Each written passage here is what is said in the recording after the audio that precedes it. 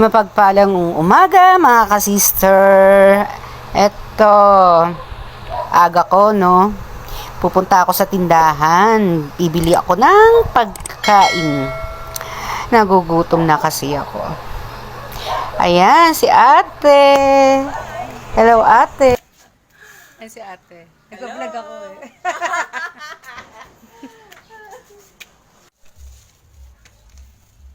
Ayan, nakabili na ako ng pagkain, kaya eto, paakyat na ako sa mataas kong hagdanan. Grabe, ang taas oh, mga ka-sister.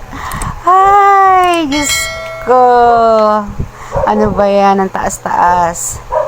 O, diba, nakita niyo yung mga magaganda kong halaman? Ayan.